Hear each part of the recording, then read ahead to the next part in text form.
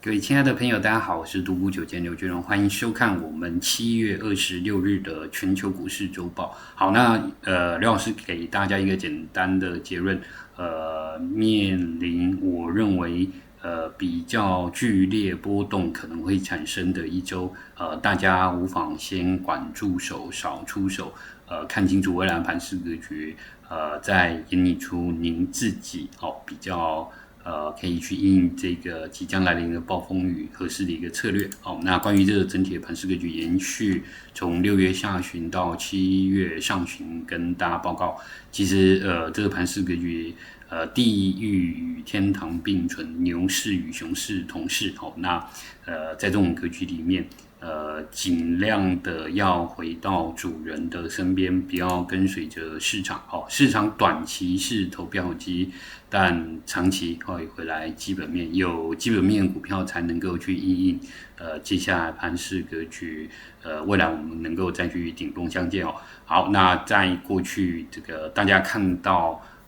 四大运营商在这个资本支出没有办法获得明显的现金回报的同时，大家第一个思考就是直接买进晶片股啊。那所以半导体族群有很多成为这波动量交易的主轴，可是短短的就4个礼拜之内1个月之内啊，所以YOL。YOLO， 你只活一次是无脑追 AI、无脑追半导体的交易，其实尤其是在亚洲的科技股遭遇了比较明显的一个回撤。好，那这个我们都跟大家谈了非常久了，甚至于在6月这个一路上攻过程里面，都不断提醒到大家，这个高点是让大家去减弹性去因应未来的一个波动。因为假设真的是邪恶第5波，只是因为资金跟杠杆的推升，那你可以看到法人都没有跟。那散户筹码一冲动，很可能就会杀回起涨点。那事实上，最明显的例子就是在韩国股市都已经出现这样的现象。好，那所以刘老师整集节目还是建议大家是多元分散，挖掘目前市场低估的价值，你才可以去用比较满的资金因应接下来盘势格局的波动。因为现在您可以看到是，即便礼拜5的晚上，好，那当天周四盘后英特尔的财报依然是超越市场预期，但是那个大家可以看到周5的晚间，前一天这个过去简单逻辑。4大 CSP 还在烧钱的阶段，你就去买晶片的交易。周四这个记忆体英特尔是大涨啊，就礼拜5反而杀盘的重心是在这些我们讲的原先的动量交易的股票。好，那既然这个地缘政治的因素也还没有排除，好，那再来加上利率决策会议，那本周大概68%的几率会维持利率不变。好，那但是还是有30%超越市场预期的可能性。好，那再加上目前筹码到底修正到哪一个程度，还不确定。但你可以看到，就前期这个6月下旬到7月上旬最热门的这些主流，只要感觉已经跌得非常深到这个半年线或者是低档平台支撑一反弹，那个强度都感觉是这个其实是跌升的反弹啦，但是这个一反弹就感觉市场参与的热度还是非常热烈，那显示大家对于这批族群热情还是在。那但是在同时，对冲基金却以创纪录的方式去减码科技股。那 ETF 也开始去减杠杆。那这个筹码面还是比较凌乱的一个过程里面刘老师直接给大家结论。我们在上周平常日的分享已经聊到，您要开始去注意一下这个财报。打头阵的谷歌，市场的反应是这个远远超乎市场的获利，那以及未来一个展望，那资本支出也上调，可是却带动了周四的晚间，纳斯达克指数创下这个54天来的新低，那周5又收在一个这个几乎本周的最低点。我觉得大家可能要考虑，有可能是 A 波，然后进行三角形的收敛形态，然后这个防守失败之后，大家可以看到的是，这个绿色游标的扣底值是您所看到的这一条蓝色的移动平均线，它是13周的移动平均线。那下周的时间就会连续的将近5个礼拜，扣高。其实礼拜五的收盘已经微微跌破了这个下周的一个扣底值，你首度会看到这一波将近是15、16周以来行情，那倚天剑正式是走平，甚至于下周开始要下弯，有效翻空的一个讯号，所以这个不能够去排除这里就是 A 浪起跌，然后三角形收敛形态，还有一个西波，那西波可能就会去找这个平台或者是这个55周的移动平均线，然后所以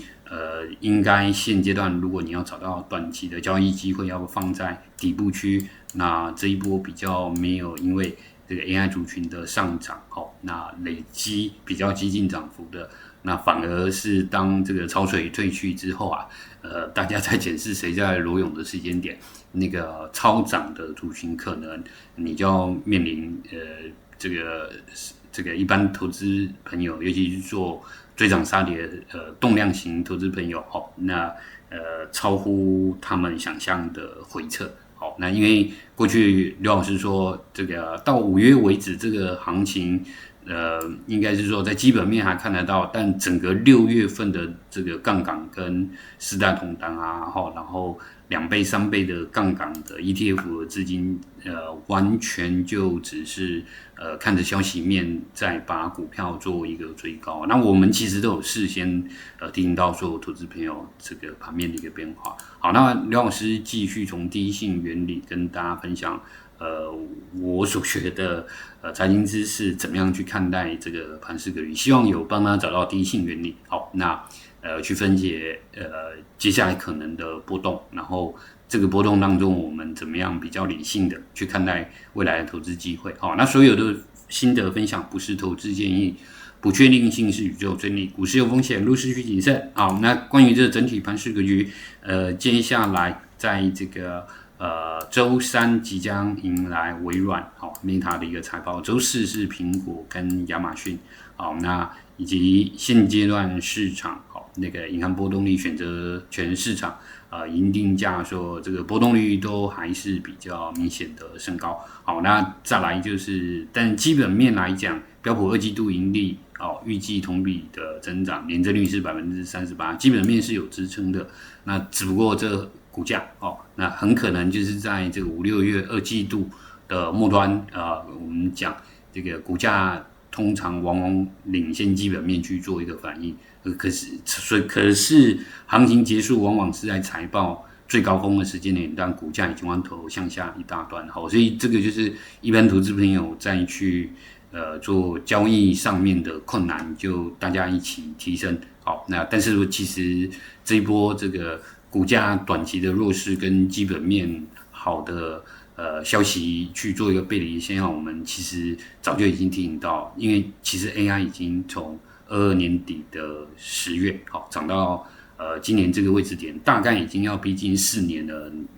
在这个时间你才去做 AI 硬件的交易，绝对是买在股票相对是比较不合理，或者是说比较相对不低估的位置，所以我们还是认为要投 AI， 但现在绝对不能无脑买 AI， 要精挑细选，谁还被低估？那有高估的股票，即便未来基本面暗示它未来还有高点，我们就期待股价还有高点的一个同时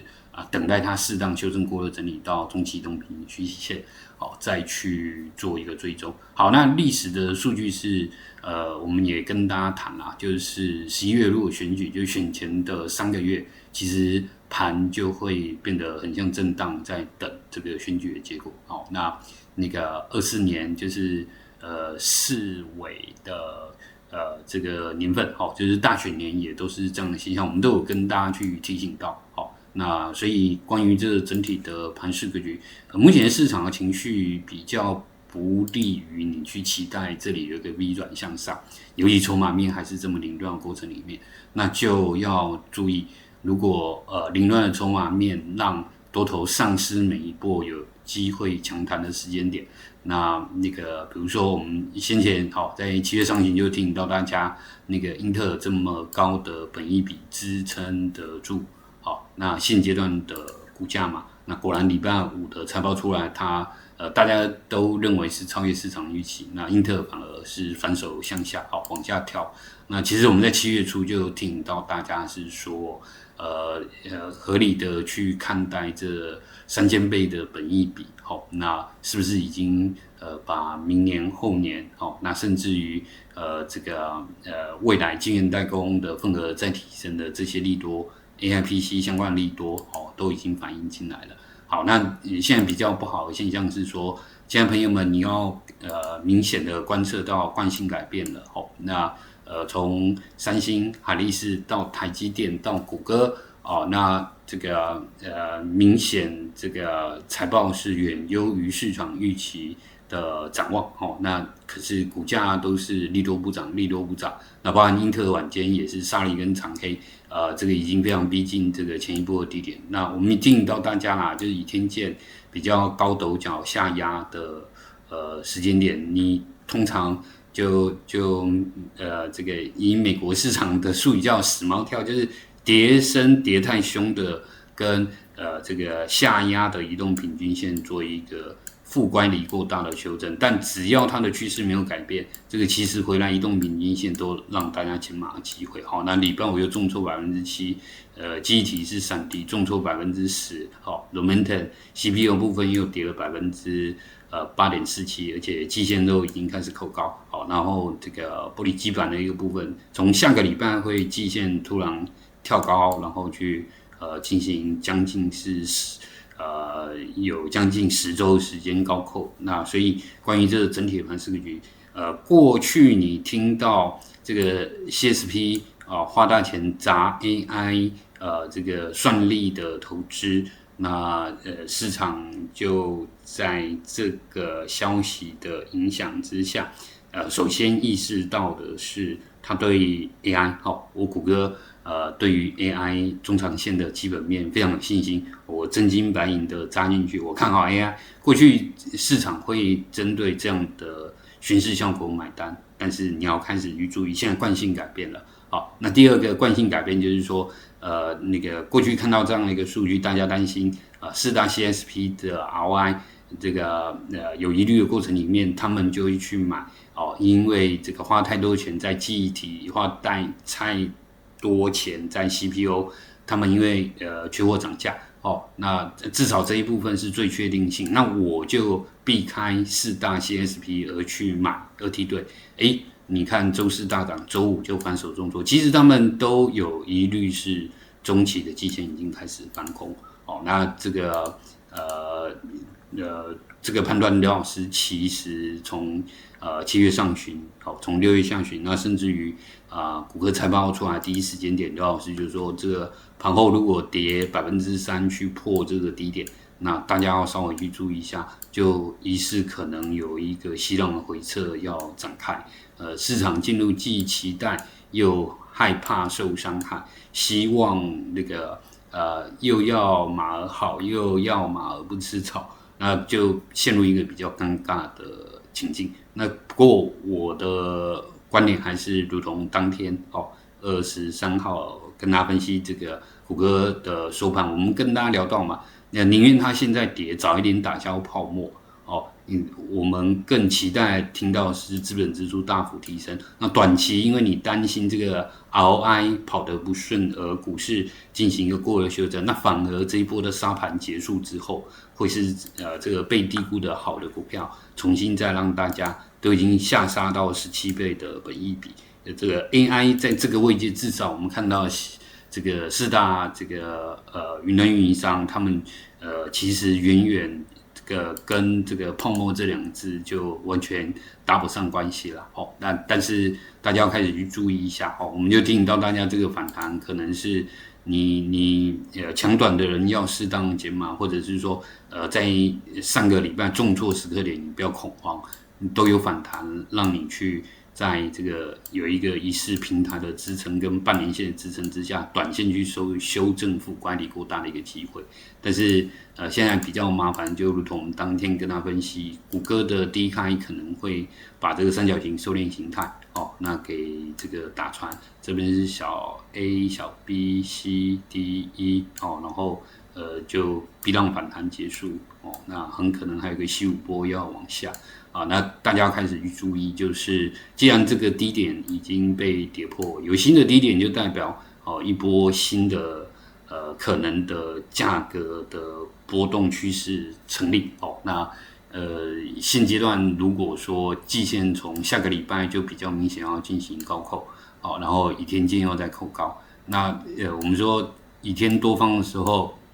你如果所有的短期、中期、长期年线的趋势都是向上，成本有拉开，然后有条件有实力能做纪律控管的朋友们，一点点资金去追踪这没问题。但是这个前提条件是季线不能翻空，倚天剑不能翻空。好，那产业的逻辑要有多方情绪共振，你现在没有看到任何这样的现象。所以刘老师是这样跟大家说啦，趋势是在空头的时间点，你不要急着想要融资，想把你过去在套牢高档区的股票做摊平，你可能不必摊平了，就市场就直接把你请出场了那所以这个市场的情绪已经惯性改变了，大家要有明显的认识。好，那这个周五早盘时间跟大家分享，就是韩国股市的低开就已经不对，而且你又看到原油比较明显的弹升。好，那这个比较不好的是日线图，这个收盘那已经就是您看到的季线扣底，下周一就是在这个位置点了所以礼拜五是首度看到季线翻空第一天，那我们说有效下弯的3天收破，就代表中多结束中多的有效转弱那在2天，而且有可能会有效的这个翻空，主要是连短期均线都死亡交叉向下那么大家认为接下来盘势格局怎么走今天刘老师因为这个行程关系，我没有办法额外再帮大家把整个产业跟消息面跟技术面逻辑做跟基本面逻辑做这个比较可能有我们没有看到基本面爆炸性的利多，让这个盘势格局这个破底砖头直接就下周强轧空向上那但是第一个刘老师没有今天的行程比较忙了但是我们今天要纯粹从技术面跟大家聊盘面上面合理的这个短中长期技术面的位阶怎么样利用你过去其实我们都用的是最简单的技术战法，就移动平均线好，那你要开始注意短期的趋势线都是向下的就像在这个位置点季线走平下弯，然后倚天剑死亡交叉向下然后就一波中空格局直接下探到整个 N 头的对称测距完成那大家开始要去注意，如果这个走势出现的话，那可能以韩国股市那或者是以纳斯达克指数，眼看着就是要回去前波平台半年线跟年线那如果你短期上面你看到一些利多消息那前一波的热门股还没到这个位阶的，你可能不要急着去抢短那个下方的空间可能还有一段的距离那所以大家要把美股的息波纳入可能一个观察当中纳入你对于你手上持股什么样是一个比较好的交易机会，纳入估计那而且下周大家看到这么多的变数在后面就是前面的4-5档股这个市场的热门指标全部都不买单的一个状况之下，您开始要去注意这个英特尔就是前面2梯队最龙头的指标都已经岌岌可危，那谷歌这么亮眼的一个成绩单依然市场不买单你要注意这个惯性已经改变那个谷歌短期营运现金流转负市场更关心说短期营运现金流转负。那这个短期营运现金流转负是不是增加了明年资本支出要大幅度的在上修？那所以我们讲这个3季度、4季度的基本面好，其实你在1-2个季度之前就看得到。那可能股价就提前1-2个季度就反映在2季度末，但是现在已经去反映到那个明年的1、2季度的年增率，好，我会因为今年的基期比较高，开始转趋缓。好，就像我们在这个上攻过程里面拿集邦科技关于记忆体的报价，2季度这个季增60%，可是下个季度那个季增率可能会只剩下15%。那所以这个是2阶导数的交易，就是大家在交易的是这个季增率的变化、年增率的变化，而不只是你交出来的绝对数字好。好，那所以这个股市的投资还是门槛比较高，那大家就是基本面要做更多的堆砌，可能才有办法那个更看清楚未来盘势格局的发展。所以如果你稍微整理过刘老师关于前面一段的叙述，我觉得还是退到上个礼拜跟他谈，现在先告诉自己说主升段已经结束，好，那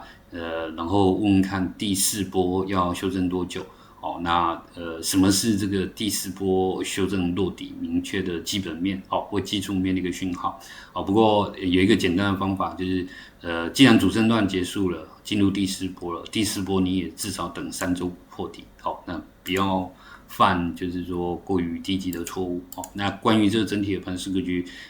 周五的时刻。那个恐惧贪指标是下降到39，然后 VIX 指标在周4晚间弹。好，那因为其实好的现象是礼拜五晚间道琼工业指数还是收涨。好，那所以这个盘势格局还是有机会存在的。可能就是在这个非 AI 的族群有机会相对先避开这个最拥挤的交易，它在去杠杆踩踏的一个过程。好，那下个月的几率大概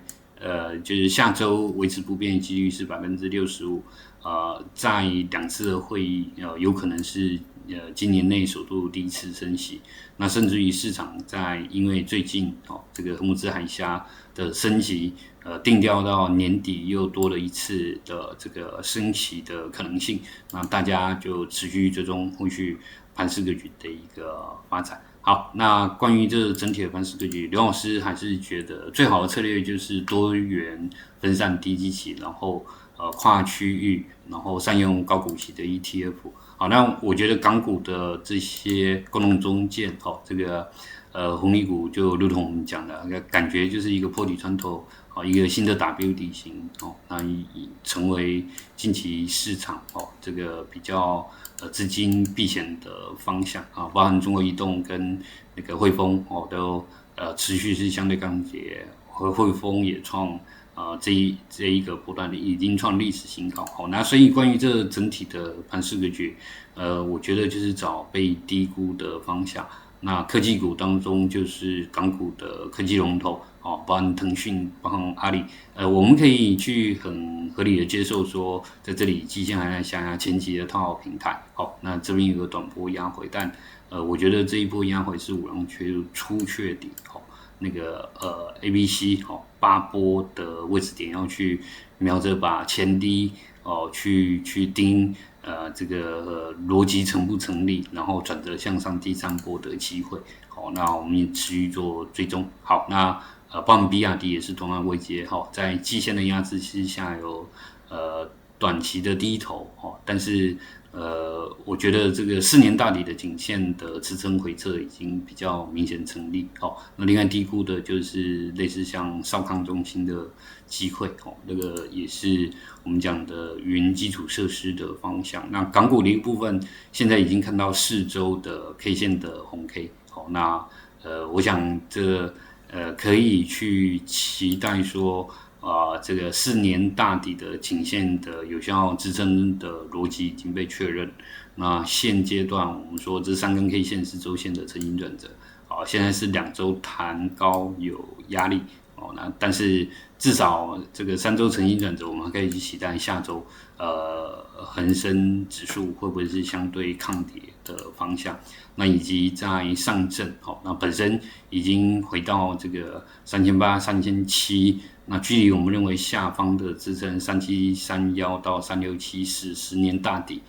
的一个支撑，那以及这个924行情以来第一个10月8号放量的密集区，那逼近一个位置点，这会是10年大底的再确认的这个一个机会是比较大，所以我觉得中短期就注意一下中特估红利价值，然后补跌的高基期半导体，那大家耐心等一下未来的一个机会，但观点跟方向是没有改变的，这个位置点是重新回来另一轮底部进场。去让我们往上看加倍奉还的一个机会，那至于在道琼工业指数的一个部分，上个礼拜就跟大家讲要稍微去注意一下，以天线开始扣高，那现在以天线已经是有效下弯，这个3个交易日，而且收破，那已经有效转弱了，所以可能不论日线或周线都是在季线或者是逼近下方的这个整理平台，那但是大家可以看到，并没有脱离底部区太远，所以回撤维持回撤，反而你要去注意一下非 AI 的这个道指成分，未来的一个机会。好，那关于这整体的盘势格局，大家看 NVIDIA，那其实本周这个还是微微的垫高，然后以天线还是在往上，所以短期市场是陷入这个动能交易的萎缩，那或者是说，我们可以去期待一种局面是，NVIDIA 不跌，甚至于逆势上涨，然后反而是2T 对的半导体进行补跌，那因为 NVIDIA 本身我们讲了，今年就10元的 EPS 是保守估计，那你现在股价在206，那只有20倍的本益比。那我觉得，当大家在怀疑 AI 长线的续航力的时间点，如果要配置的资金，一定是回来 AI 最核心的龙头以及 NVIDIA 的核心的供应链。那有没有机会是高基期的半导体补跌，然后核心资产把逆势上涨的这样的一个盘面？那我们去看下个礼拜的盘势格局。好，那以及台积电这个近期的技术面形态开始压力。首度变得压力稍大，因为现在收盘价在这个位置点，但从下周1、2、3开始，你会开始扣在一个比较短期，刚好是倚天线的上方。那我们会首度在这一波行情看到那个可能包含这个筹码面跟美国股市的技术面也开始转弱，那会不会反弹有压力的状况之下，让台积电有效的季线进行短波的转空，短时间这个季线开始转折向下，那而且现在搭配的是倚天线有在1周的时间是扣高，那就变成是如果说季线是下弯的倚天线，往下，这个就是有效的死亡交叉。那如果你是季线坚定向上，倚天线跌破，这个是骗线，那你就可以想象成13周13日移动平均线是当日的股价，然后这一条线是类似像13天的移动平均线。那我们就说假跌破，那反而是真穿透的机会。技术面就是告诉你说它是比较粗的这条线，它代表说中长线的趋势多方，你短空回撤。并没有改变中长多的趋势，所以回来假破底是真穿透，但局面或先决条件是中期移动平均线向上。那朋友们，那您就要自己去判断，是说我们就直接看技术面。我就说，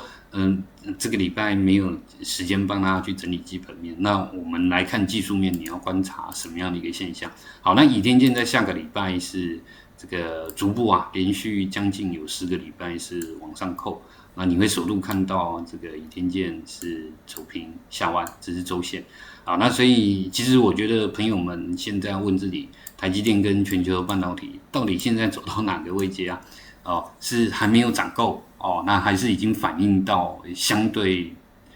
这个多头比较偏高偏末端的位置点。好，那为什么这个上修到从3成上修到4成，这个是非常大幅度。台积电对于整个产业给市场正面的信息，那为什么股价还是在上个礼拜创下这个几乎是跌停板哦？那的位置点，所以现在就是说，如果行情一个短波攻击的结束，那到底是针对整个大五浪哦就已经走完了哦？那我个人认为不会是这个状况，因为这似乎就是暗示了明年半导体的产业基本面就最高峰了。然后那个28、29、30年，这个产业基本面就往下。那目前以台积电展望跟 NVIDIA 对于后续进程的估计，目前似乎比较不接受这样的现象，所以刘老师希望的是另外一个波形嘛，我就跟他聊过。这边是第一大浪，这边是第二波，然后这边是3浪1，这里是3浪2，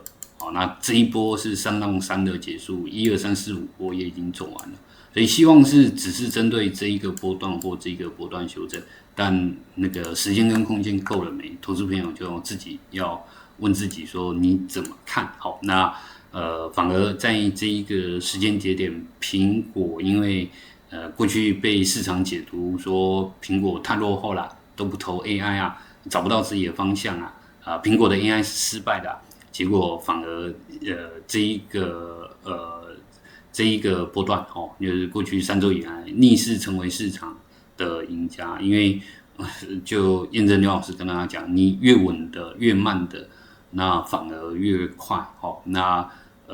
这是我们讲投资你要去找那个先求不大跌，先求基本面稳，先求这个市值比较大，那有流动性风险的时候，他们不会成为市场这个短期一点点打压就股价大跌的方向。好，所以我觉得大家还是挑这个市值比较大的核心权值股那每个产业里面的龙头去做追踪，应该是可以因应这个盘势格局的变化。好，那现阶段刘老师认为前面的高点我们说$317，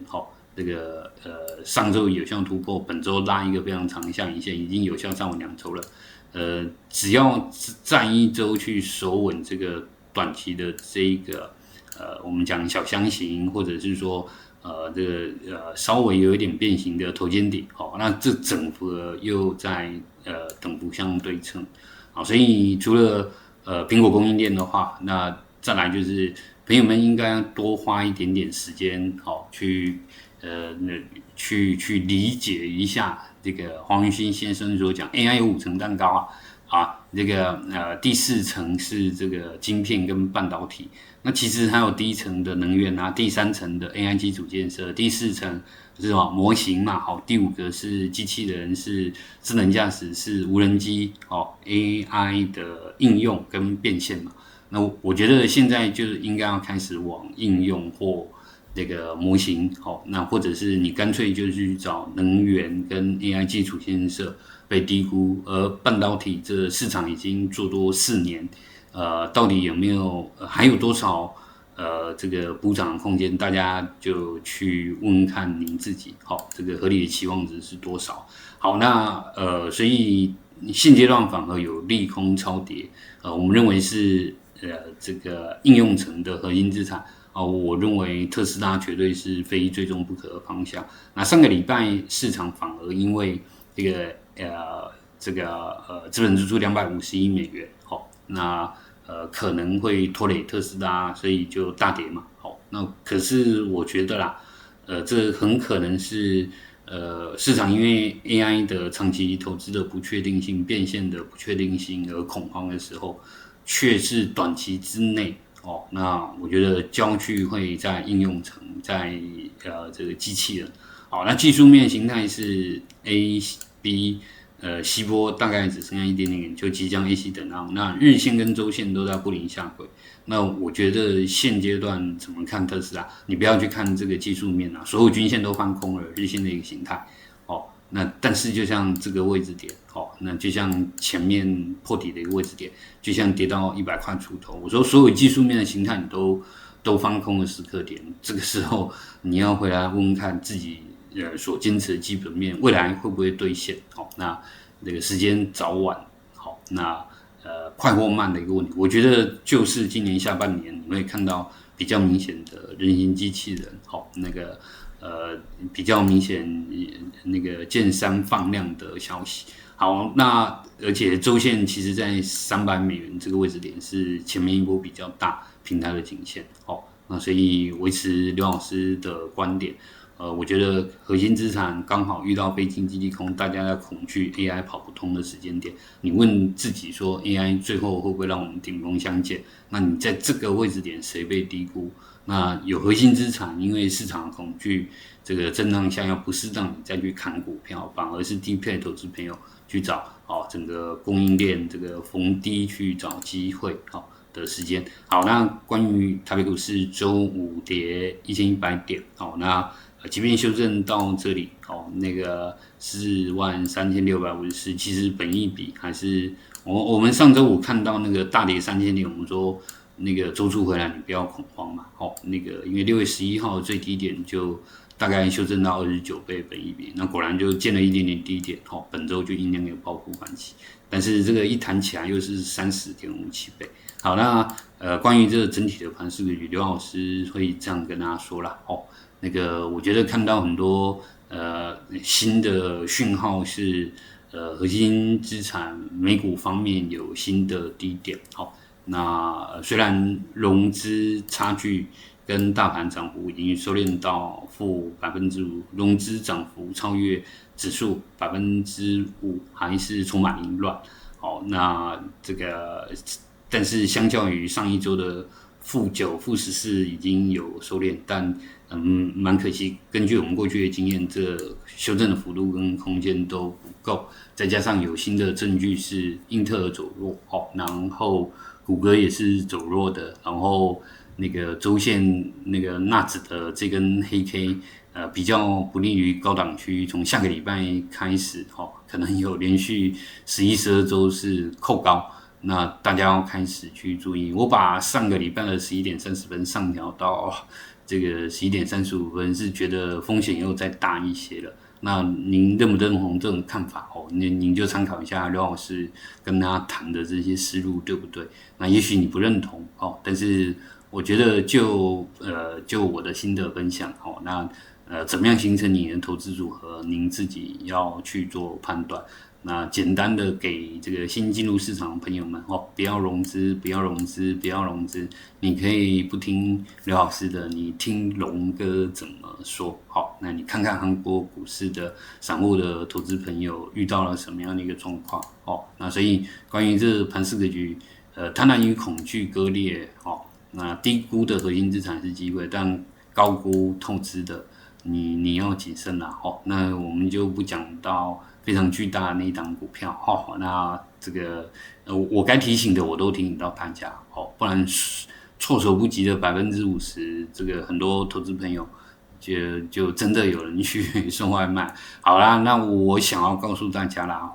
那个现阶段也许如果您没有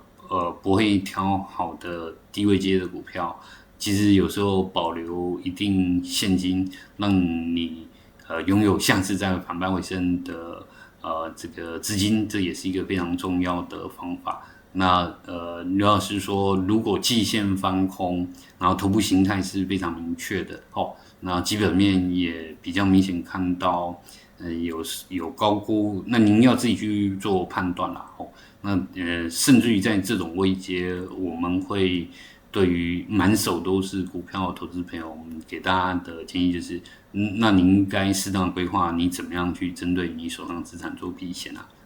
那对于资金没有那么庞大的朋友，其实刘老师觉得是说没有必要过分的去做空看空，那我们就不要在那个过热的时候去追高，震荡下压，然后去挑看看有没有期望值是5倍、10倍的股票那别人恐惧的时候勇敢贪婪。好，那短期我觉得还是低位阶的云天人跨区多元分散好，那善用这个高股息、低波动度的资产去因应这个波动。好，那以及刘老师跟他分享水泥、钢铁、航运的一个机会。好，那一点点心得跟大家分享。那关于这整体的盘势格局，刘老师还是认为啦，就是坚守您自己心目中的核心资产，我们继续相约顶峰相见。那哪些族群、哪些板块是容错率最高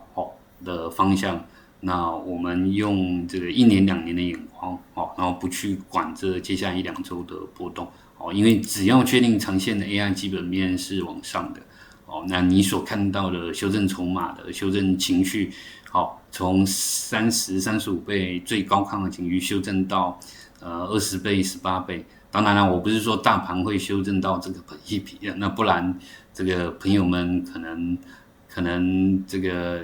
就真的是暴风雨了。好，那我们是跟大家分享财经知识，能鼓励大家思考投资频道。刘老师用我所认识的第一线力跟他谈这市场的机会与风险。那所有的心得不是投资建议，不确定性是宇宙真理。股市有风险，入市需谨慎。好，但是喜欢我们解盘的一个朋友们，记得帮我们订阅、按赞、分享。我们下周再见喽。